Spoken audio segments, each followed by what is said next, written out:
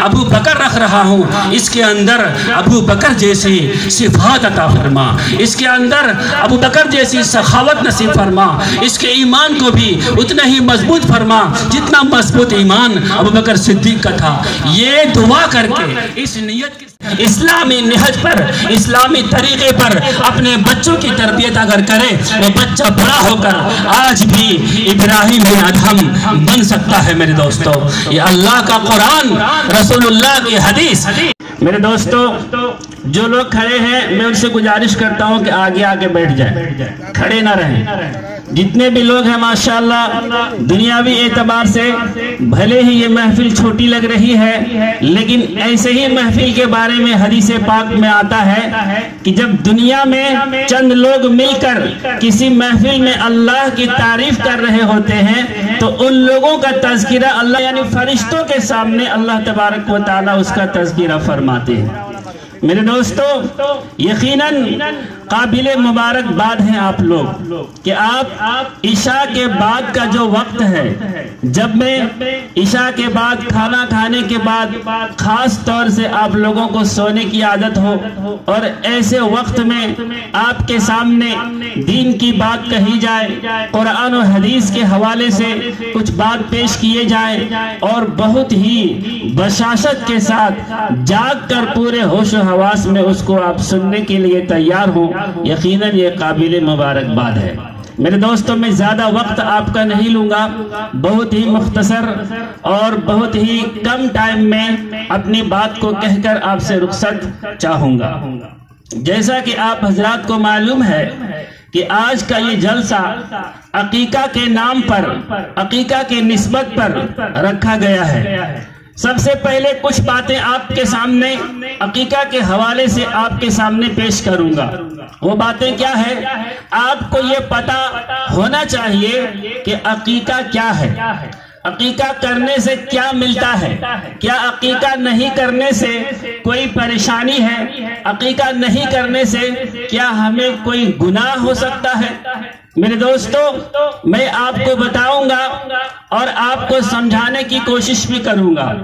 آپ حضرات مسلمان ہیں، مسلمان ہونے کی حیثیت سے آپ کا یہ جاننا ضروری ہے کہ کون سا عمل کس مقام کی حیثیت رکھتا ہے۔ جیسا کہ بہت سارے ایسے عمل ہیں جو کہ فرض ہے، اس کے بعد سنت ہے، اس کے بعد مستحب ہے۔ عقیقہ کرنا بھی مستحب عمل ہے، عقیقہ کرنے سے ثواب ملتا ہے۔ عقیقہ کرنے کے فضیلت میں جو باتیں پیش کی گئی ہے کہ جب کسی بچے کا عقیقہ کیا جاتا ہے تو اس بچے کی پریشانی کم ہو جاتی ہے، بلا مصیبت ٹل جاتی ہے۔ کیا ہوتا ہے اگر کوئی عقیقہ نہ کرے، کیا اسے کوئی گناہ ہوتا ہے؟ تو اس کا جواب یہ ہے کہ اس کو کوئی گناہ نہیں ہوتا، مستحب عمل کرنے سے ثواب ملتا ہے اور نہیں کرنے سے گناہ نہیں ہوتا۔ کیسے کرنا چاہیے عقیقہ؟ تو فرمایا اگر آپ کے گھر میں لڑکا تولد ہوا تو ایک لڑکا کے اوپر 2 بکرا ذبح کیا جائے عقیقہ کے نام پر، اور اس کے گوشت کو تقسیم کر دیا جائے، چاہے بنا کے کھلا دیا جائے، اور بچے کا بال موڑ کر اس کے جو بال ہے اس کے ہم وزن چاندی کو تول کر اسے خیرات کر دیا جائے۔ بس یہی ہے عقیقہ۔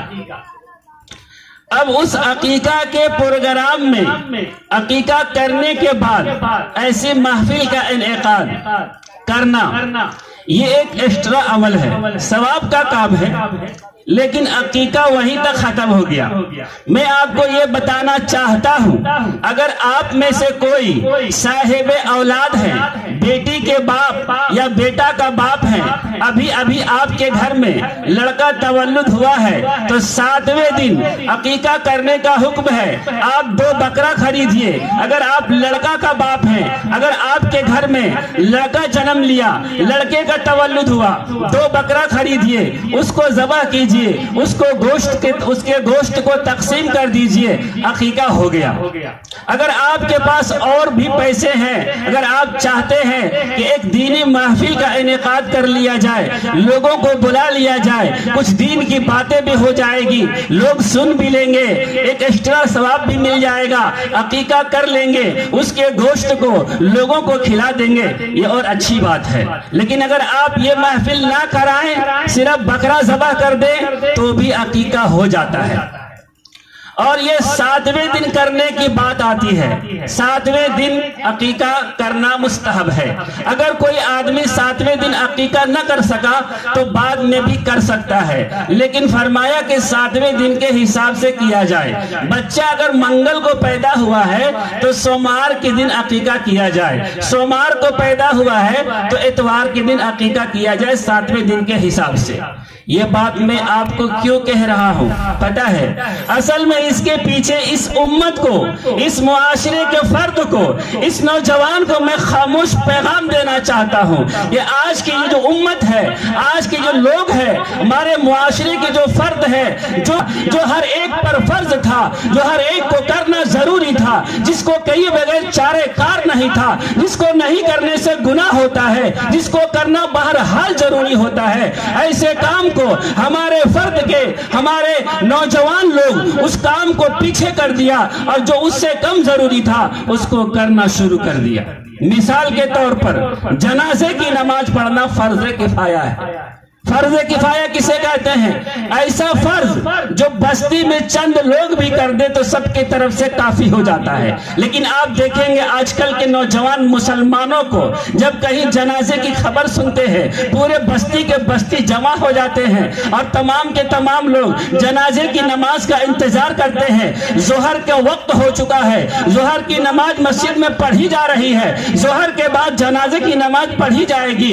ہمارے نوجوان مسلمان اتنے بے غیرت ہو گئے ہیں, وہ یہ بھول گئے ہیں, وہ اپنے اس احساس کو ختم کر دیا ہے کہ کیا ضروری زیادہ ہے اور کیا کم ضروری ہے. ظہر کی نماز وہ باہر آنگن میں بیٹھ کے ظہر کی نماز کو جان بوجھ کر قضا کر دیں گے اور ظہر کی نماز کو نہیں پڑھیں گے, اور جنازے کی نماز میں سب لوگ شامل ہو جائیں گے. یہ ہے اس امت کا حال. بہت ساری ایسے مثالیں دیا جا سکتا ہے. میرے دوستوں, میں یہ نہیں کہہ رہا ہوں کہ جنازے کی نماز مت پڑھا کرو, میں یہ نہیں کہہ رہا ہوں کہ دین کے محفل کا انعقاد مت کیا کرو. میرے کہنے کا مطلب ہے یہ بھی کرو, لیکن اس سے زیادہ جو ضروری ہے اس کو پہلے کرو. فرض نماز ہر انسان پہ ضروری ہے, فرض عین ہے, ہر آدمی پہ اپنا اپنا فرض ہے. فرض نماز توبہ سے بھی معاف نہیں ہوتا, قضائے عمری پڑھنا پڑتا ہے. پوری زندگی کی نمازوں کو آپ کو پڑھنا ہوگا. فرض نماز کسی بھی حال میں معاف نہیں ہے.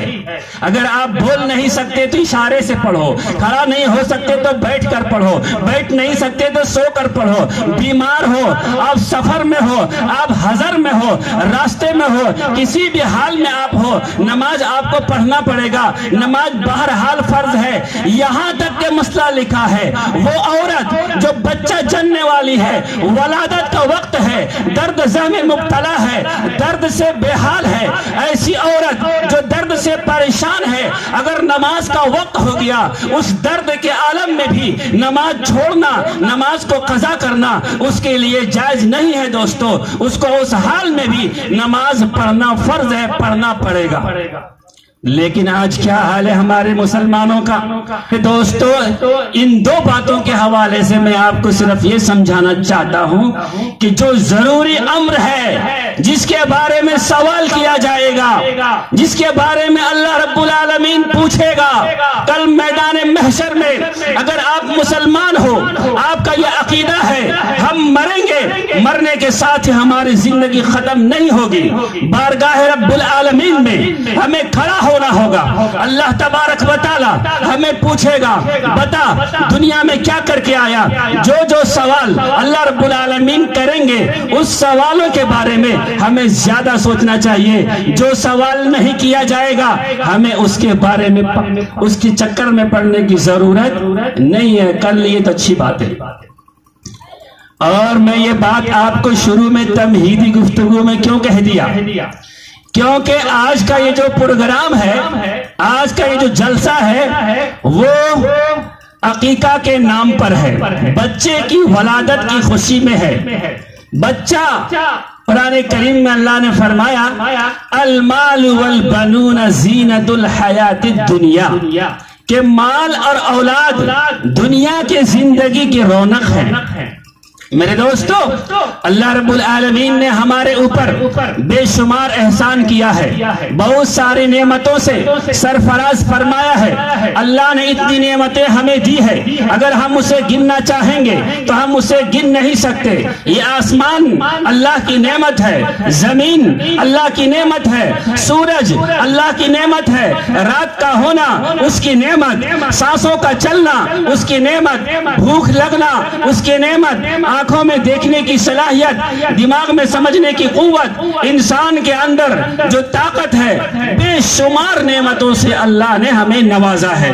انہی نعمتوں میں سے ایک نعمت، بڑی نعمت اولاد بھی ہے۔ اولاد اتنی بڑی نعمت ہے، جب انسان شادی کرتا ہے، شادی کرنے کے بعد 1 سال کے بعد اگر وہ باپ نہیں بنا، 1 سال کے بعد اگر وہ باپ نہیں بنا، اس کو فکر ہو جاتی ہے، اس کے ماں باپ بھی پریشان ہو جاتے ہیں۔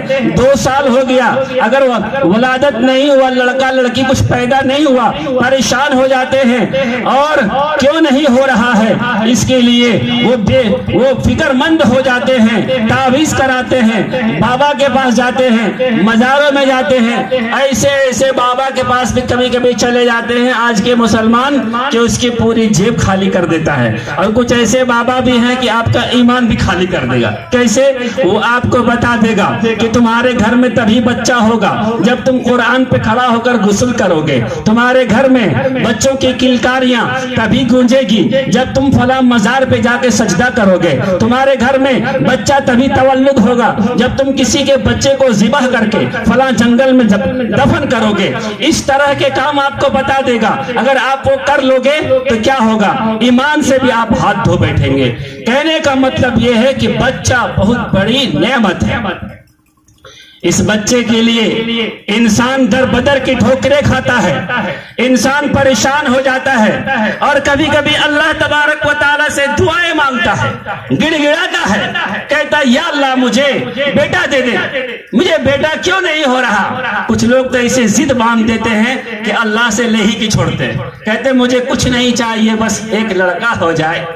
میرے دوستو، میں آپ کو بتا دینا چاہتا ہوں، قرآن کریم کی آیت ہے یَهَبُ لِمَن يَشَاءُ إِنَاثًا وَيَهَبُ لِمَن يَشَاءُ الذُّكُورَ أَوْ يُزَوِّجُهُمْ ذُكْرَانًا وَإِنَاثًا وَيَجْعَلُ مَن يَشَاءُ عَقِيمًا إِنَّهُ عَلِيمٌ قَدِيرٌ۔ اللہ جسے چاہے بیٹا دیتا ہے، جسے چاہے بیٹی دیتا ہے، جسے چاہے بیٹا اور بیٹی دونوں دیتا ہے، جسے چاہے باز رکھ دیتا ہے۔ إِنَّهُ عَلِيمٌ قَدِيرٌ، اللہ جاننے والا ہے اور ہر چیز پر قدرت رکھتا ہے۔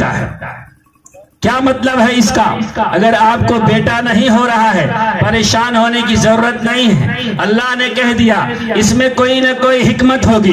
جو بیٹے کا باپ ہے، اللہ تبارک و تعالیٰ اس کو بیٹا دیا ہے تو اس میں ضرور کوئی نہ کوئی حکمت ہوگی۔ اگر کوئی بیٹی کا باپ ہے، اس میں بھی کوئی نہ کوئی حکمت ہوگی۔ اگر کسی کے یہاں کوئی بچہ بچی پیدا نہیں ہو رہا ہے، اس میں بھی اللہ کی کوئی نہ کوئی حکمت ہوگی۔ کسی چیز کے بارے میں ضد باندھ لینا، اللہ سے مانگتے رہنا کہ یا اللہ مجھے یہ چیز دے دو، یہ اچھی چیز نہیں ہے۔ ہو سکتا ہے جو بیٹا آپ مانگ رہے ہیں وہ بیٹا نوح علیہ السلام کے کنعان کی طرح ہو جائے، جو آپ کے لیے مصیبت کا ذریعہ بن جائے۔ جس بیٹے کو آپ یہ سمجھ کر اللہ سے مانگ رہے ہیں کہ یہ میرے بڑھاپے کا لاٹھی بنے گا، ہو سکتا ہے وہ بیٹا بڑا ہو کر آپ کے دوسرے سہارے بھی چھین لے۔ اور ایسا ہوتا ہے، ہم نے دیکھا ہے کئی سارے بچوں کے ماں باپ تنگ آ کر اپنے بچے کو کہہ دیتے ہیں کہ کاش تو پیدا ہی نہیں ہوا ہوتا، کاش وہ وقت ہی نہیں آتا جس دن تو پیدا ہوا۔ میرے دوستو، ایک بات میری ذہن میں آ رہی، میں آپ کو سمجھانے کے لیے پیش کرتا ہوں اور تھوڑی سی آپ کی نیند بھی دور ہو جائے گی۔ ایک آدمی تھا بدو، جسے کہتے تھوڑا کم عقل انسان، ایک اور لفظ وہاں پہ لایا لیکن میں وہ لفظ نہیں لا کے بدو کا لفظ استعمال کر رہا ہوں۔ انہوں نے دیکھا کہ کچھ لوگ گھوڑے پہ سوار ہو کے سفر کرتے ہیں، اسے بڑا اچھا لگا کہ کاش میرے پاس بھی گھوڑا ہوتا تو میں بھی گھوڑے پہ سوار ہوتا۔ اس کے پاس پیسے نہیں تھا کہ وہ گھوڑے خرید پاتا۔ وہ کیا کیا؟ اللہ کا سہارا لیا، اللہ سے مانگنے لگا، یا اللہ مجھے گھوڑا دے دے، یا اللہ مجھے گھوڑا دے دے، بس ضد باندھ لیا کہ مجھے گھوڑا چاہیے، یا اللہ میں کچھ نہیں مانگتا، مجھے کچھ نہیں چاہیے، بس مجھے ایک عدد گھوڑا دے دیجیے۔ کچھ دنوں کے بعد دیکھا جنگل میں بیٹھا ہوا ایک جھاڑ کے نیچے وہ بیٹھ کر لگاتار اللہ سے گھوڑا مانگنے کی دعا کر رہا تھا، یا اللہ مجھے گھوڑا دے دے۔ اتفاقاً کوتوال صاحب کا ادھر سے گزر ہوا اور اس کی گھوڑی نے بچہ دیا تھا، وہ بچہ ابھی ابھی پیدا ہوا تھا، چلنے میں دشواری ہو رہی تھی۔ کوتوال صاحب ادھر ادھر دیکھ رہے تھے کہ کوئی آدمی مل جائے تو میں اسے کہوں کہ اس گھوڑا کو میرے گھر تک پہنچا دو۔ دیکھا کہ جھاڑی کے پیچھے ایک آدمی لگاتار دعائیں مانگ رہا ہے، یا اللہ گھوڑا دے، یا اللہ گھوڑا دے۔ کوتوال صاحب نے اس کے قریب جا کر اسے ایک چپت لگائی اور کہا اس بچے کو اپنے کاندھے پہ اٹھاؤ، میرے گھر تک پہنچاؤ۔ بیچارہ مرتا کیا نہ کرتا، کوتوال صاحب کی بات انکار کرنا مشکل تھا۔ اس گھوڑے کو کاندھے پہ اٹھایا اور اس کے طرف گھر کی طرف چلنے لگا، اور اپنے کم علمی کی وجہ سے یہ کہتا ہوا جا رہا تھا کہ یا اللہ تو دعا سنتا تو ہے لیکن سمجھتا نہیں ہے۔ ہم گھوڑا اس لیے مانگے تھے کہ ہم اس پر سوار ہو سکے، ہم گھوڑا اس لیے مانگے تھے کہ ہم اس پہ سوار ہوئے، لیکن آپ نے تو گھوڑا ایسا دے دیا جو وہی میرے اوپر سوار ہو گیا۔ کہنے کا مطلب یہ ہے کہ کبھی کبھی کچھ چیزیں آپ اللہ سے مانگتے ہیں تو وہ آپ کے لیے مصیبت بن جاتی ہے۔ اسی لیے اللہ تبارک و تعالیٰ سے جب بھی مانگو، خیر کی چیز مانگو، اللہ سے یہ کہو یا اللہ میرے حق میں جو بہتر ہے مجھے وہ چیز عنایت کر۔ اگر میرے حق میں بیٹا بہتر ہے تو مجھے بیٹا عنایت کر، اگر میرے حق میں بیٹی بہتر ہے تو مجھے بیٹی عنایت کر۔ کچھ لوگ ایسے بھی ہیں جن کے گھر میں صرف بیٹیاں ہوتی ہے، وہ اندر سے مایوس ہو جاتی ہے، وہ کہتی ہے یا اللہ میں نے ایسا کیا گناہ کیا، میرے گھر میں بچہ لڑکا کیوں نہیں ہو رہا۔ ان ماں سے میں کہنا چاہتا ہوں کہ قابل مبارک بات ہے وہ ماں جس کے گھر میں صرف بیٹیاں جنم لیتی ہے، کیونکہ بیٹیاں جنم لینا بہت بڑی بات ہے۔ بیٹیوں کے بارے میں اللہ کی نبی صلی اللہ علیہ وسلم نے فرمایا تھا بیٹیوں کے بارے میں کہ جن کے گھر میں 2 بیٹی ہو ان بیٹیوں کے ساتھ اس کا باپ اچھا سلوک کرے، اچھی تربیت کرے، ٹھیک جگہ اس کا نکاح کر دے۔ اللہ کے نبی نے فرمایا میں گواہی دیتا ہوں کہ وہ جنتی ہے۔ بیٹیوں کے بارے میں فرمایا اللہ کے نبی صلی اللہ علیہ وسلم نے، اور حضور پاک صلی اللہ تعالی وسلم کو بھی صرف بیٹیاں ہی تھی، ایک بیٹا ہوا بھی تو بچپن میں فوت ہو گئے۔ تو میرے دوستوں کہنے کا مطلب یہ ہے کہ جس کا بیٹا ہے یا جس کی بیٹی ہے، دونوں آدمی اللہ تبارک و تعالیٰ کا شکر ادا کرے، یا اللہ تیرا شکر ہے تو نے مجھے جس قابل سمجھا مجھے وہ چیز عنایت کیا۔ میرے دوستوں اصل میں آج کا پروگرام میں یہ کہنا چاہتا ہوں، جو اصل بات ہے اب میں اس بات کو شروع کرتا ہوں۔ جیسا کہ میں نے شروع میں کہا اسی بات کو ذہن میں رکھتے ہوئے میری ان باتوں کو بھی سماعت فرمائیں گے تو بات سمجھ میں آئے گی۔ اتنی پریشانی ہوتی ہے، لیکن وہی بچہ جب بڑا ہوتا ہے، بڑا ہونے کے بعد آپ کے امیدوں کے مطابق جب وہ کھڑا نہیں اترتا، آپ کی نافرمانی کرتا ہے، آپ کی بے عزتی کرتا ہے، آپ کو گالی دیتا ہے، آپ کی بات نہیں مانتا، تو آپ کا دل کتنا مایوس ہو جاتا ہے۔ کیوں ہوتا ہے؟ اس بات کی وضاحت میں آپ کے سامنے کرنے والا ہوں۔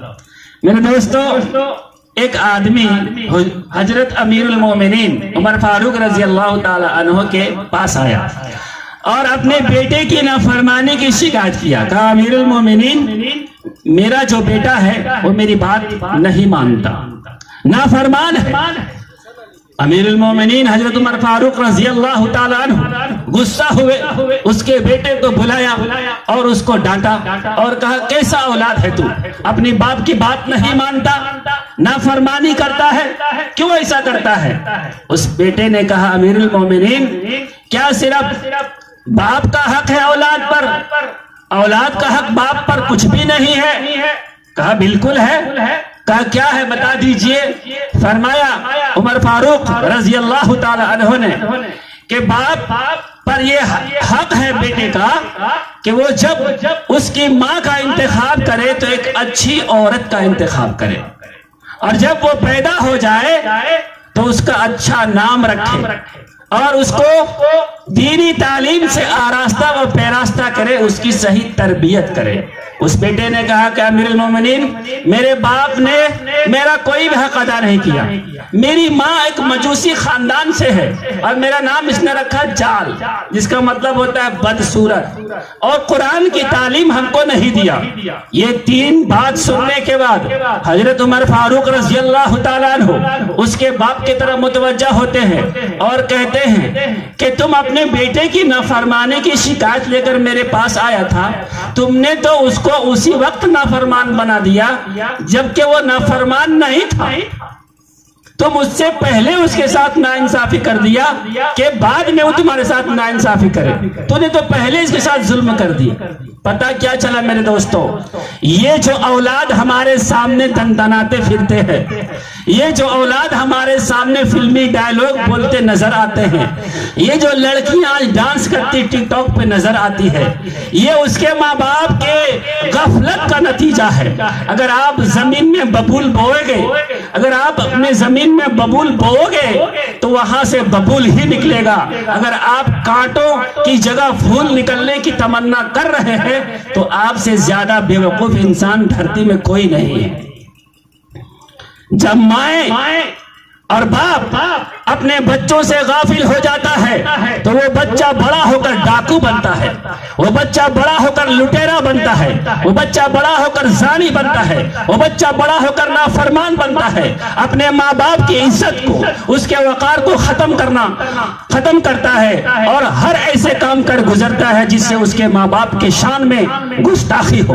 میرے دوستو، ایک زمانہ تھا کہ مائیں اپنے بچوں کی صحیح تربیت کرتی تھی تو اس کے بچے بھی جنید بغدادی رحمت اللہ علیہ بنتے تھے، اس کے بچے بھی بابا فرید گنشگر رحمت اللہ علیہ بنتے تھے، اس کے بچے بھی عبد القادر جیلانی رحمت اللہ علیہ بنتے تھے۔ خلاصہ کلام میری تقریر کا یہ ہے کہ میرے دوستو، بچوں کے معاملے میں غفلت برتنا یہ ہمارے لیے سب سے زیادہ بے وقوفی ہے اور سب سے زیادہ ڈرنے والی بات ہے۔ میں یہ کہوں کہ کورونا وائرس سے زیادہ خطرناک ہے یہ بیماری۔ اللہ نے آپ کو بچہ دیا، بچہ کا باپ اب بن گئے، بچہ پیدا کرنا، اس کو کھلانا پلانا، اس کو کپڑے پہنانا، اس کو کھلونے لا کے دینا، اس کے اور ضروریات کو پوری کرنا صرف اتنا کافی نہیں ہے۔ انسان سے زیادہ جانور بچے پیدا کرتے ہیں، آپ کو پتا ہے؟ جانور بھی اپنے بچوں سے محبت کرتے ہیں، جانور بھی اپنے بچوں کا خیال رکھتے ہیں، جانور بھی اپنے بچوں کو بڑا کرتے ہیں، لیکن انسان کو اشرف المخلوقات کیوں کہا گیا؟ کیونکہ اس کے پاس عقل ہے جو جانوروں میں نہیں ہے۔ جانوروں میں بھی عقل ہے لیکن کم ہے، انسانوں کے پاس بہترین کوالٹی کا عقل ہے، اسی لیے انسان کو تمام مخلوق کا بادشاہ بنایا اور تمام مخلوق کو اس کے تابع بنا دیا۔ انسانوں کے لیے اللہ نے دنیا بنائی۔ یہ سورج کیوں نکلتا ہے؟ انسان کو روشنی دینے کے لیے۔ رات کیوں ہوتی ہے؟ تاکہ انسان رات کے اندھیرے میں سو سکے، اجالا میں کام کرے، رات کے اندھیرے میں سوئے۔ زمین سے پانی کیوں نکلتا ہے؟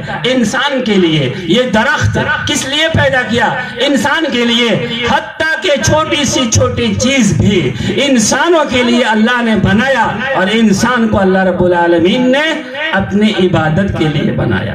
میرے دوستوں، میں کیا کہہ رہا تھا کہ بچہ صرف پیدا کرنا کافی نہیں ہے۔ فرمایا امام غزالی رحمت اللہ علیہ نے، یتیم وہ بچہ نہیں ہے جس کے ماں باپ مر گئے ہوں، یتیم وہ بچہ نہیں ہے جس کے ماں باپ مر گئے ہوں، یتیم وہ بچہ ہے جو بچہ اپنے ماں باپ کی تربیت سے محروم رہا ہو، جو بچہ اپنے ماں باپ کی تربیت سے محروم رہا ہو، وہ بچہ در حقیقت میں یتیم ہے۔ بچے جب غلطی کرتے ہیں، چھوٹی غلطی ہو، فوراً اس پر تنبیہ ہونا ضروری ہے۔ حدیث پاک میں آتا ہے، لعنت ہو اس چور پر جو انڈا چوراتا ہے اور اس کا ہاتھ کاٹا جاتا ہے، جو رسی چوراتا ہے اور اس کا ہاتھ کاٹا جاتا ہے۔ شرعی قانون یہ ہے کہ انڈا اور رسی چرانے پر ہاتھ نہیں کاٹا جا سکتا۔ حدیث میں جو لفظ آیا ہے تو فرمایا بیجا سے مراد خود ہے جو میدان جنگ میں مسلمان سر پہ پہنتے ہیں، اور رسی سے مراد وہ رسی ہے جو جہاز کے لنگر باندھے جاتے ہیں، موٹی رسی، کیونکہ جب تک چور اتنی مالیت کی مقدار میں چوری نہیں کرتا جس کی قیمت 10 درہم ہے تب تک اس کا ہاتھ کاٹا نہیں جا سکتا۔ لیکن اس کی ایک تشریح بالکل صاف ستھرا یہ ہے کہ ہر انسان جو شروعات کرتا ہے چوری تو معمولی چیز سے وہ شروعات کرتا ہے، دھیرے دھیرے وہ بڑا چور بن جاتا ہے۔ ایک آدمی کا واقعہ بیان کیا جاتا ہے کہ وہ چوری کے جرم میں، قتل کے جرم میں وہ سزائے موت کا حقدار بن گیا۔ جب جج اسے پھانسی دینے لگا تو پھانسی دینے سے پہلے اس نے کہا کہ میں اپنی ماں سے آخری بار ملنا چاہتا ہوں۔ ماں سے ملنے کے لیے خواہش کا اظہار کیا۔ لوگوں نے کہا بھائی آخری خواہش پوری کیا جائے۔ ماں کو بلایا گیا، اس کی ماں آئی، اس کے بچے نے کہا کہ میں تمہارے کان میں کچھ کہنا چاہتا ہوں۔ اس کی ماں نے جب کان اس کے منہ کے قریب کیا تو اس آدمی نے، اس چور نے، اس قاتل نے اپنی ماں کے کان کو کاٹ کھایا، دانت سے کاٹ لیا پورا۔ تمام لوگ تعجب میں پڑ گئے اور کہا بھائی یہ تو نے کیا کر دیا؟ کوئی اپنی ماں کے ساتھ بھلا ایسا کرتا ہے؟ تو اس نے کہا کہ اگر میرا بس چلے تو میں اس کے گردن ہی کاٹ دوں، لیکن فی الوقت میں اتنا ہی کرنے پر قادر ہوں۔ کہا کیوں؟ کہا فرسٹ ٹائم جب میں اپنے گھر میں چوری کر کے ایک سامان لے کے آیا تھا، معمولی چیز لے کے آیا تھا، تو میری ماں منع نہیں کیا تھا، ڈانٹا نہیں تھا، کہا بہت اچھا کیا۔ اگر میری ماں اسی وقت فوراً تنبیہ کر دیتی تو آج میں اتنا بڑا جرم کا ارتکاب نہیں کرتا اور آج مجھے پھانسی نہیں ہوتی۔ کیا پتا چلا میرے دوستو؟ بہت ساری چیز کبھی کبھی معمولی دکھتا ہے، لیکن جب اس پہ دھیان نہیں دیجیے گا تو وہ بہت بڑا ہو جائے گا۔ ہوتا نہیں ہوتا ہے، اگر ایک گھاس نکل جائے آپ دھیان نہیں دیجیے گا تو وہ دھیرے دھیرے جنگل بن جائے گا۔ اگر ایک پھوڑا نکل جائے بدن میں دھیان نہیں دیجیے گا دھیرے دھیرے بڑا ہو جائے گا۔ اگر ایک چھوٹی سی آگ ہے کہیں پر آپ دھیان نہیں دیجیے گا تو وہ آگ شعلہ بن جائے گا۔ اگر کہیں سے بوند ٹپک رہا ہے آپ سوچئے گا ایک بوند سے کیا ہوگا، وہ دریا بن جائے گا۔ یہ فرماتے ستارے جمع ہوتے ہیں تو کہکشاں بن جاتے ہیں، ذرہ جمع ہوتا ہے تو پربت بن جاتا ہے، موتی جمع ہوتے ہیں تو حسینوں کے گلے کا ہار بن جاتا ہے۔ تو کسی بھی چیز کو معمولی نہ سمجھو، فوراً اس کی تنبیہ کرو۔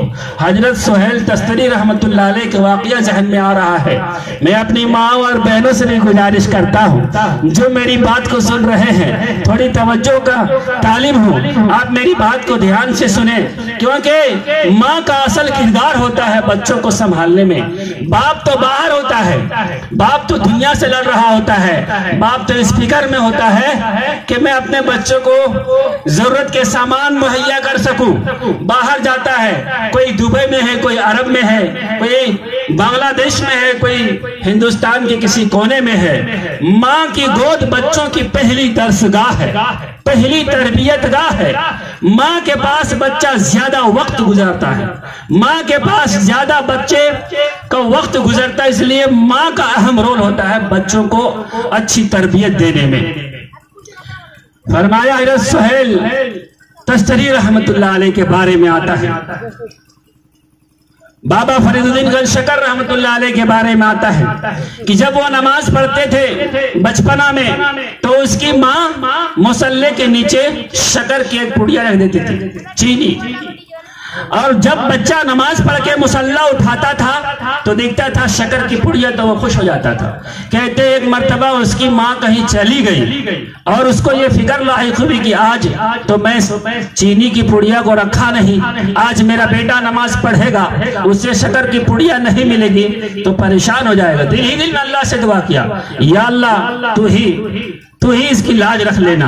کہتے ہیں جب واپس سفر سے گھر آئی اپنے بچے کو پوچھی کہ بیٹا جب تو نے نماز پڑھا تو شکر کی پڑیا ملی تھی؟ اس نے کہا ہاں ملی تھی، لیکن اس بار جو شکر کی پڑیا ملی اتنی لذت تھی، اس میں اتنا مزہ تھا کہ بتا نہیں سکتا، میں آج تک ایسی شکر کی پڑیا کبھی چکھا ہی نہیں۔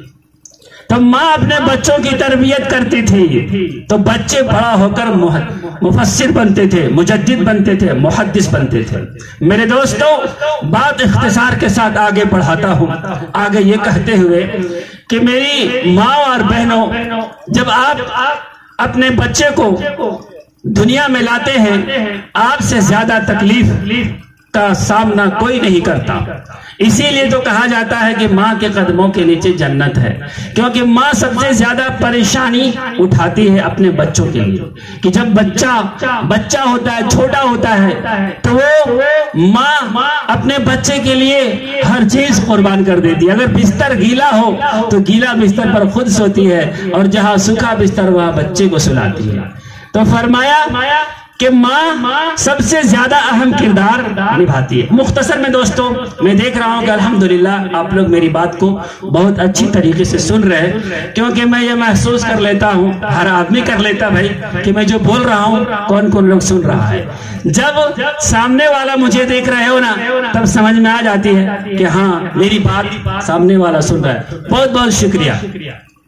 بہت مختصر میں آپ کے سامنے 3-4 باتیں اور رکھتا ہوں کہ اولاد کا حق باپ پر کیا ہے، کیا ہے حق۔ تو سب سے پہلا حق یہ ہے کہ اس کے لیے اچھی ماں کا انتخاب کیا جائے۔ جیسا کہ میں نے پہلے بھی کہا، بہت ساری عورتیں اور بہت سارے مرد صرف دنیاوی خوبصورتی کے لیے ایسے ماؤں کا انتخاب کر لیتے ہیں جو آوارہ اور بد کردار ہوتی ہے۔ اچھا میرے دوستوں، ایک بات بتائیے، اگر آپ کے معاشرے کی لڑکیاں، اگر میں یوں کہوں سیدھا سیدھی، اگر کسی کی ماں کوٹھے پہ ناچنے والی ہوگی، اگر کسی کی ماں چند پیسے کے خاطر اپنی عزت کو بیچنے والی ہوگی، اگر کسی کی ماں بد کردار ہوگی، اگر کسی کی ماں گنہگار ہوگی، اگر کسی کی ماں گناہ میں ملوث اپنی زندگی گزار رہی ہوگی، یا اس کا باپ ایسے لوگ ہوں گے جو غلط کام کرتے ہیں، دنیاوی اعتبار سے منشیات فروش ہو یا ایسا بزنس کرتا ہو جو غلط ہو، تو کیا سمجھتے ہیں اس سے پیدا ہونے والا اولاد اللہ کا ولی بنے گا؟ نہیں بنے گا۔ ایسا ہے میرے دوستو کہ اللہ تبارک و تعالی اس بات پر قادر ہے کہ کانٹوں سے پھول پیدا کر دے اور پتھر سے پانی نکال دے۔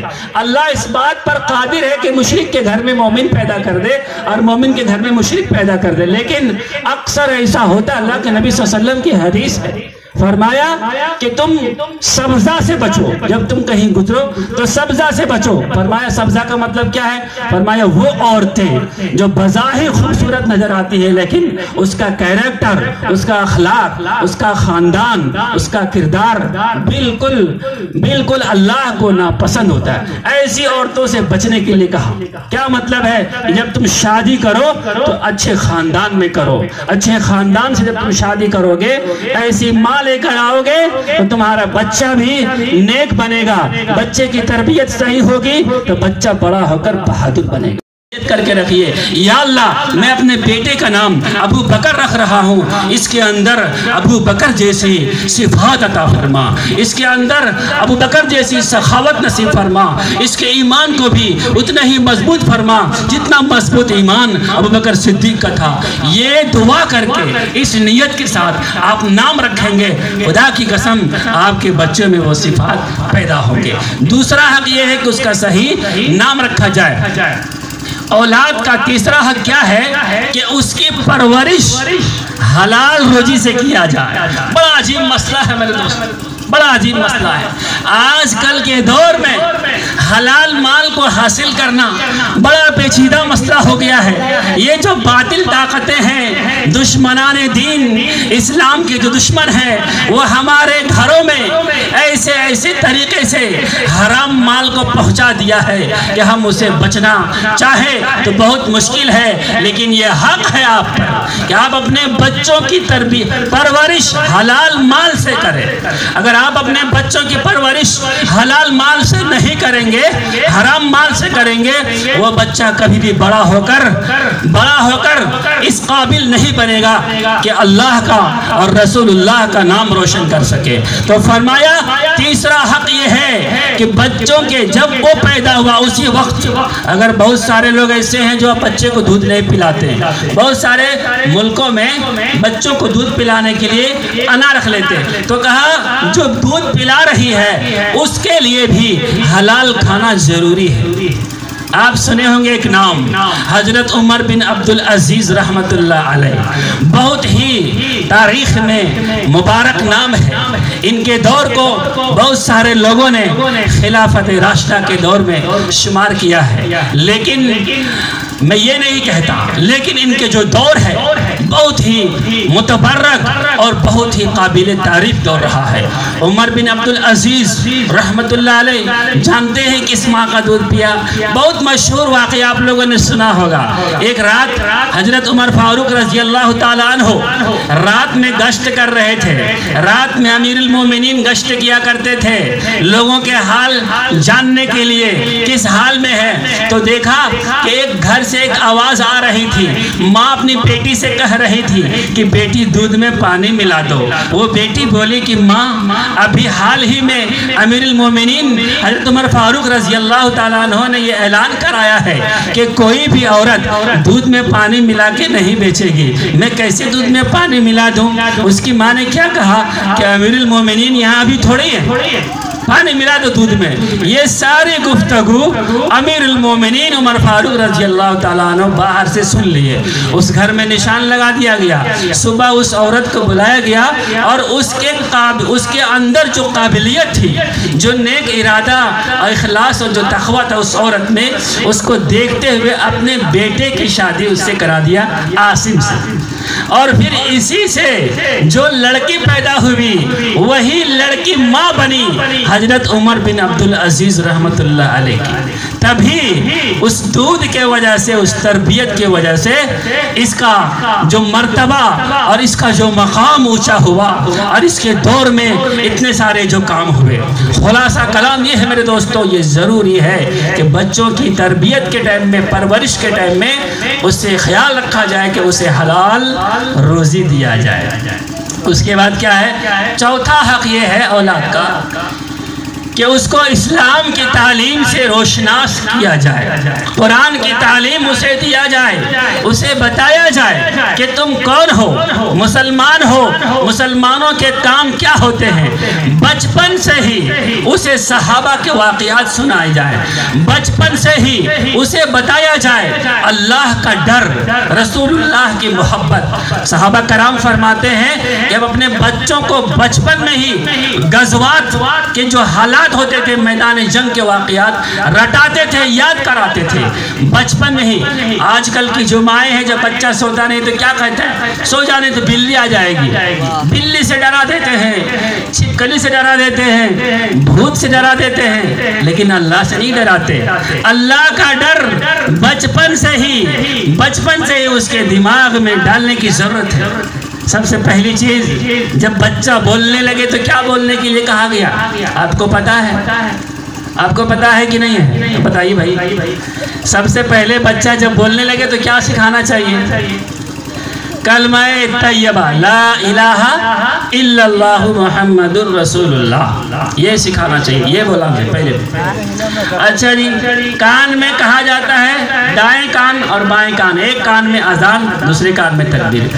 چھوٹا بچہ جو ابھی صحیح سے بول نہیں پاتا، توتلی زبان سے بول رہا ہے، فرمایا کہ جب بھی وہ بولنا شروع کرے تو سب سے پہلے دادا نہیں بولے، سب سے پہلے ابا نہیں بولے، سب سے پہلے اماں نہیں بولے، سب سے پہلے نانا نانی نہیں بولے، کیا بولے؟ سب سے پہلے لا الہ الا اللہ بولے۔ کیوں بھائی؟ چھوٹا بچہ ہے، اسے کیا پتا ہے لا الہ الا اللہ کے بارے میں؟ کیا بھائی ہم بڑے ہو گئے، ہم سمجھتے ہیں کہ لا الہ الا اللہ کا مطلب کیا ہوتا ہے، تو چھوٹا بچہ کو کیوں کہلانے کے لیے کہا کہ چھوٹا بچہ کو کلمہ پڑھا بھائی؟ کیوں؟ کبھی کبھی بظاہر یہ کلمے میں اتنے تاثیر ہے کہ جو آدمی اس حال میں بھی پڑھتا ہے کہ اس کے مطلب کو نہیں سمجھتا، بے دھیانی میں پڑھتا ہے، کبھی کبھی ایسا ہوتا ہے کہ یہ کلمہ اس کے وجہ سے اس کے دل میں اس کا اثر پیدا ہو جاتا ہے۔ ایک واقعہ بیان کیا جاتا ہے، ایک جنگ سے اللہ کے نبی صلی اللہ تعالیٰ علیہ وسلم تشریف لا رہے تھے، ایک جگہ پڑاؤ ڈالا تو اذان کا وقت ہو گیا، اذان دینے لگا، مؤذن اللہ اکبر اللہ اکبر، تو دور میں کچھ بچے تھے، ان بچوں نے بھی نقالی کرنا شروع کر دیا، اللہ اکبر اللہ اکبر۔ اس میں سے ایک بچہ تھا جس کا نام تھا ابو محجورہ، وہ بچہ بھی اذان دینے لگا۔ اللہ کے نبی صلی اللہ علیہ وسلم نے فرمایا ان بچوں کو لے کے آؤ۔ جب ان کو لانے کے لیے گیا تو سارے بچے بھاگ گئے، صرف وہ بچہ ابو محجورہ وہیں پہ رک گئے، ان کو لے کے آیا۔ اللہ کے نبی صلی اللہ علیہ وسلم نے فرمایا کیا کہہ رہے تھے، پھر سے کہو۔ تو اس نے کہا میں یہ کہا تھا اللہ اکبر اللہ اکبر، کہا اس کے بعد کیا کہا؟ وہ بچہ تھا عرب کا بچہ، بھائی عربی سمجھتا ہے، اشہد ان لا الہ الا اللہ دبے لفظوں میں کہا۔ کہا اس کے بعد کیا کہا؟ پھر اس نے کہا اشہد ان محمد رسول اللہ، یہاں تک کہنا تھا۔ وہ بچہ کہتا ہے، بیان میں آتا ہے کہ وہ کہتا یا رسول اللہ اب تو میں آپ کا ہوگی۔ چھوٹا بچہ ہے، کلمہ پڑھا، نقلی کر رہا تھا، لیکن اس کے اثر سے اس کے تاثیر اس کے دل میں سما گیا اور ہمیشہ کے لیے اللہ کے نبی کا دیوانہ ہو گیا۔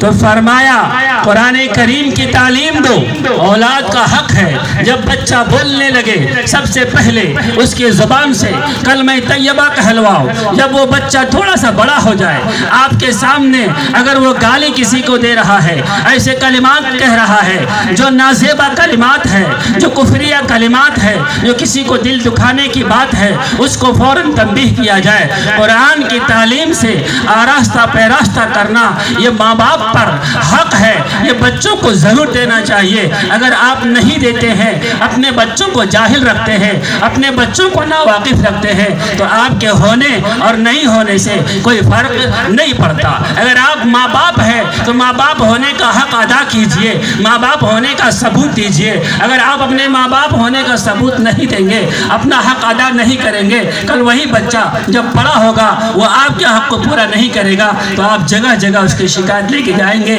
یہ شکایت لینا بیجا ہوگا اور نہ مناسب ہوگا، فضول ہوگا اور بکواس ہوگا۔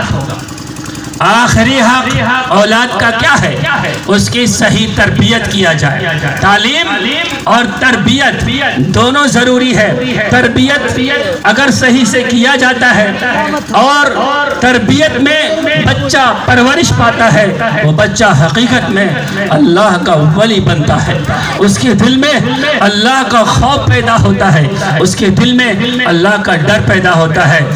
تربیت کیسے کریں گے؟ تو اس کے لیے بتایا صحبت، برے لوگوں کی صحبت سے بچائیے۔ صحبت کبھی کبھی اچھوں کو خراب کر دیتا ہے۔ صحبت اتنی خطرناک چیز ہے کہ اگر آپ کسی کی صحبت اختیار کریں گے، کرنا شروع کر دیں گے تو آٹومیٹک آپ اس کے طرح ہونا شروع ہو جائیں گے۔ جیسے ایک آدمی تھا جو عورتوں کی طرح لباس پہنتا تھا، اسے اچھا لگتا تھا، عورتوں کی طرح کان میں ایئرنگ پہننا، عورتوں کی طرح کریم لگانا، عورتوں کی طرح رنگ برنگ کپڑے پہننا، چوڑیاں پہننا، سارا کام عورتوں کی طرح وہ کرتا تھا اور عورتوں کی طرح کپڑے بھی پہنتا تھا۔ کہتے ہیں ایک بار عورتوں کے بیچ میں بیٹھا ہوا تھا، اچانک سے ایک سانپ آ گیا۔ سب لوگوں نے کہا بھائی کسی مرد کو بلاؤ، مرد کو بلاؤ، سانپ آ گیا، سانپ آ گیا۔ تو وہ مرد بھی کہنے لگا کہ بھائی بلاؤ کسی مرد کو بلاؤ، سانپ کو مارے گا۔ سب لوگوں نے کہا، سب عورتوں نے کہا بھائی آپ بھی تو مرد ہی ہو۔ کہا اچھا میں بھی مرد ہوں، میں تو بھول ہی گیا، لاؤ لاٹھی لے کے۔ تو یہ حال ہوتا ہے جب آپ کسی کی صحبت اختیار کریں گے تو اسی کی طرح ہو جائیں گے۔ آپ دیکھیں گے اگر کوئی آدمی داڑھی بڑھا لیا، بڑی بڑی داڑھی رکھ لیا اور لمبا کرتا پہن لیا، صاف سفید کرتا پہننا شروع کر دیا، پگڑی باندھ لیا، مولوی کی طرح رہنے لگا، مولوی نہیں ہے وہ، لیکن اس کپڑے کی وجہ سے وہ بہت سارے گناہوں سے بچے گا۔ کیونکہ یہ صحبت کا اثر ہے کہ وہ جس کے پاس رہتا ہے، جس چیز کو استعمال کرتا ہے، جس چیز کو اپنے ساتھ رکھتا ہے نہیں، تو اس کے وجہ سے اس کا اثر پڑتا ہے۔ جب اسے یہ احساس ہو جائے گا کہ بھائی لوگ ہم کو اچھا سمجھتا ہے تو ہم کو اچھا کام کرنا چاہیے، اسی لیے فرماتا ہے کہ ایک آدمی موسیٰ علیہ السلام کے زمانے میں جب سب ڈوب گیا تو ایک آدمی نہیں ڈوبا تھا پانی میں۔ کیوں؟ پوچھا موسیٰ علیہ السلام نے کہ سب ڈوب گیا تو یہ کیوں نہیں ڈوبا؟ کیونکہ وہ موسیٰ علیہ السلام کے طرح تھا، لباس پہنا ہوا، عصا لیے ہوا۔ اللہ نے کہا کہ موسیٰ میرا دل گوارا نہیں کیا کہ جو میرے نبی کے لباس میں ہے میں اس کو بھی ڈوبا دوں۔ تو یہ صحبت کا اثر پڑتا ہے۔ بظاہر آپ ان کو ان لوگوں کے پاس رکھیں جو نیک لوگ ہیں، نیک لوگوں کی صحبت میں بچہ پرورش پائے گا، بچہ بڑا ہو کر ویسا ہی بنے گا۔ یہ 4-5 حقوق بچوں پر ہے، بچوں کا ماں باپ پر ہے۔ میرے دوستو، آپ اپنے دل پہ ہاتھ رکھ کے بتائیے کہ آپ ان میں سے کون کون سے حقوق پورے کر رہے ہیں۔ یہ بچہ کل قیامت کے دن میدان محشر میں آپ کا گریبان پکڑ لے گا، کہے گا یہی میرا باپ تھا، انہوں نے ہی مجھے کبھی مدرسہ نہیں بھیجا، انہوں نے ہی مجھے قرآن کریم کی تعلیم نہیں دیا، انہوں نے ہی مجھے یہ نہیں بتایا کہ نماز پڑھنا چاہیے، انہوں نے ہی مجھے کبھی یہ نہیں بتایا کہ رسول اللہ صلی اللہ علیہ وسلم کی سنت کیا ہے۔ آپ پھنس جاؤ گے، آپ کا گریبان آپ کا بچہ پکڑ لے گا، اور یہی بچہ جب بڑا ہو کر کوئی گناہ کرے گا تو اس کے گناہ میں آپ بھی شامل ہوں گے، آپ بھی برابر کے مجرم شمار کیے جائیں گے۔ کیوں؟ کیونکہ بچہ آپ کا ہے۔ ایک بچہ اگر غلطی کر دے تو کس کو آئے گا آدمی پکڑنے کے لیے؟ بتائیے بھائی، اس کے گارجین کو نہ آئے گا پکڑنے کے لیے؟ بچہ آپ کا ہے، آپ نے سمجھایا کیوں نہیں؟ قرآن شریف میں اللہ تعالیٰ فرماتے ہیں وَلَا تَقْتُلُوا أَوْلَادَكُمْ خَشْيَةَ إِمْلَاقٍ، اپنے اولاد کو وَلَا تَقْتُلُوا، مت قتل کرو، وَلَا تَقْتُلُوا أَوْلَادَكُمْ، تم اپنے اولاد کو خشیۃ املاق، مفلسی کے ڈر سے اس وجہ سے اسے قتل نہ کرو کہ میرا بچہ بڑا ہو کر کیا کھائے گا۔ زیادہ بچہ پیدا ہو گیا، بھائی آپ نہیں ہو سکے گا، میں تو 10,000 ہی کماتا ہوں۔ بہت سارے لوگ بچوں کو قتل کر دیتے ہیں۔ کیسے بھائی؟ پیدا ہوتے ہی اسے قتل کر دیتے ہیں۔ کچھ لوگ ماں کے پیٹ میں ہی اسے مار دیتے ہیں، کچھ لوگ بچہ پیدا ہونے ہی نہیں دیتے، اور کچھ لوگ بچے کو اسکول بھیجتے ہیں، مدرسہ نہیں۔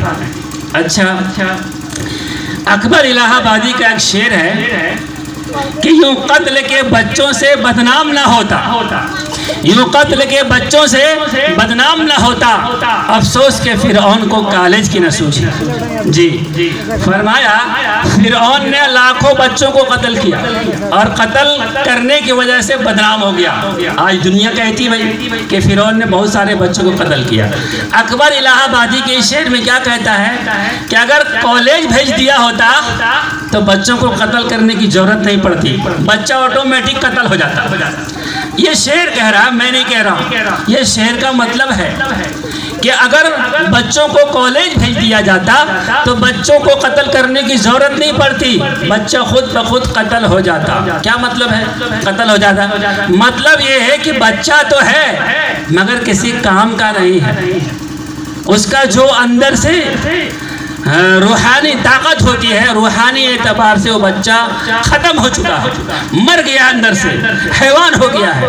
بہت سارے ایسے لوگ ہیں جو حیوان نما انسان ہیں، بظاہر دکھتے ہیں کہ انسان ہیں لیکن اس کے کارنامے حیوانوں سے بدتر ہوتے ہیں۔ میرے دوستو، میں یہ بات کیوں کہہ رہا ہوں؟ اسی تعلیم کی نسبت پر کہ بہت سارے لوگ اپنے بچوں کو قرآن پڑھانے سے دور رکھتے ہیں، یہ سوچتے ہیں کہ اگر حافظ بن گیا، مولوی بن گیا تو کتنا کما لے گا، 5,000 سے 10,000 کیسے ہوگا؟ اس وجہ سے اس کو نہیں بھیجتے ہیں۔ تو یہی قتل ہوا، یہ بھی قتل ہوا، یہ بھی آپ قتل کر رہے ہیں اپنے بچوں کا روحانی قتل۔ وہ تو ہوتا ہے جسمانی قتل کی گردن ہی اڑاتی، لیکن ایک بچہ ہے اگر آپ نے اس کی صحیح سی تربیت نہیں کی، صحیح سے بڑا نہیں کیا، قرآن کریم کی تعلیم سے اسے آشنا نہیں کرایا، تو ایسے بچے کو بڑا کر کے کوئی کام آپ نے نہیں کیا اور آپ نے اپنا حق ادا نہیں کیا۔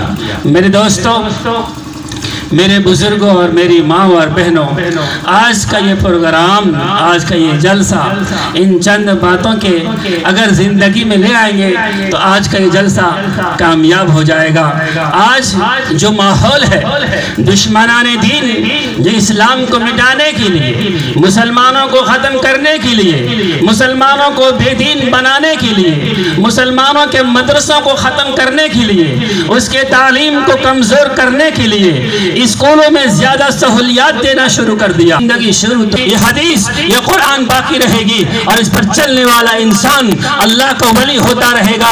یہ مت سمجھنا کہ آپ نہیں کرتے ہو تو دنیا میں ایسے لوگ نہیں ہیں۔ آج بھی دنیا میں ایسے لوگ ہیں جو رات دن اللہ کے سامنے روتے ہیں، گڑ گڑاتے ہیں، اور جب کوئی گناہ کر بیٹھتا ہے، جب کوئی خطا اس سے ہو جاتی ہے، وہ پریشان ہو جاتے ہیں۔ جب تک بارگاہ رب العالمین میں وہ اس گناہ کے معافی نہ کروا لے، اسے چین و سکون نہیں آتا، اسے سکون نہیں ملتا۔ جب تک اللہ تبارک و تعالیٰ سے وہ معافی نہ مانگ لے، اسے سکون نہیں ملتا، اور یہی مومن کی علامت ہے۔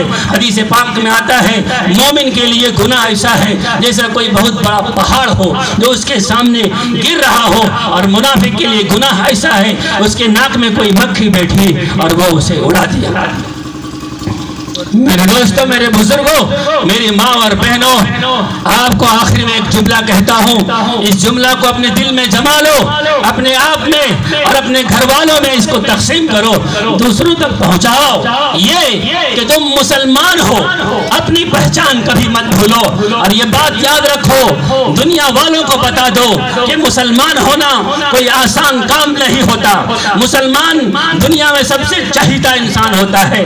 مسلمان کے بارے میں فرمایا ایک بھی مسلمان دنیا میں باقی رہے گا، اللہ کا نام لیتا رہے گا، اس ایک مسلمان کی وجہ سے اللہ رب العالمین کائنات کو باقی رکھے گا۔ سورج وقت پہ نکلتا رہے گا، چاندنی چاندنی بکھیرتی رہے گی۔ اتنی فضیلت ایک مسلمان پر کیوں ہے؟ کیونکہ اس کے کام بھی بہت مشکل ہے۔ دین آسان ضرور ہے لیکن مسلمان ہونا بہت مشکل ہے، مسلمان ہونا آسان نہیں ہے۔ مسلمان ہونے کا مطلب یہ ہے میرے دوستو، جب آپ کلمہ پڑھ لیتے ہیں، آپ نے تو کلمہ نہیں پڑھا، آپ تو مسلمان ہو گئے۔ کیوں؟ کیونکہ آپ کے باپ مسلمان تھے، لیکن جیسے ہی پتا چلا آپ کو کہ آپ مسلمان ہو، جیسے ہی کوئی ادر آدمی، غیر مسلم آدمی جیسے ہی کلمہ پڑھتا ہے، وہ اس بات پر، اس اگریمنٹ پہ سائن کرتا ہے، آج کے بعد سے وہی کروں گا جو اللہ کہے گا، آج کے بعد سے اللہ کی نافرمانی نہیں کروں گا، وہی کروں گا جو اللہ کا حکم ہے، وہی طریقہ لاؤں گا جو نبی کا ہے۔ اللہ کا حکم ہوگا، طریقہ نبی کا ہوگا، یہ دو باتوں پر اگریمنٹ کرتا ہے۔ آپ اپنی مرضی سے بول نہیں سکتے، آپ اپنی مرضی کی چیز کھا نہیں سکتے، اپنی مرضی کی چیز پہن نہیں سکتے، اپنے تمام مرضیات کو اسلام کے تابع کرنا ہوگا۔ آپ کو وہی بولنا ہوگا جو اسلام نے کہا، آپ کو وہی کھانا ہوگا جس کا کھانے کا حکم قرآن نے دیا، اسلام نے دیا۔ آپ کو وہی کام کرنا ہوگا جو کام کرنے کا حکم قرآن نے دیا، اللہ کے نبی نے دیا، تبھی آپ کامل مسلمان ہو سکتے ہیں۔ نہیں تو میرے دوستو، افسوس کے سوا ہمارے زندگی میں اور کوئی چیز باقی نہیں رہے گی۔ مجھے لگتا ہے کہ میں اپنی بات کے آخری دور تک پہنچ گیا ہوں اور مجھے اپنی بات کو سمیٹ لینا چاہیے، لیکن الحمدللہ ثم الحمدللہ اپنی آنکھوں، آپ کی آنکھوں کی چمک دیکھ کر مجھے ایسا لگ رہا ہے کہ ابھی بھی آپ میں ماشاءاللہ بہت ساری باتوں کو سننے کی ہمت اور جذبہ باقی ہے۔ اب میں اپنی باتوں کو اس دعائیہ کلمات کے ساتھ سمیٹتا ہوں کہ یا رب ہم سب کی زندگی کو نبی پاک صلی اللہ تعالی وسلم کے طریقے کے مطابق بنا دے، اور جتنی باتیں بھی کہی گئی ان تمام باتوں پہ ہم سب کو عمل کی توفیق عنایت فرما۔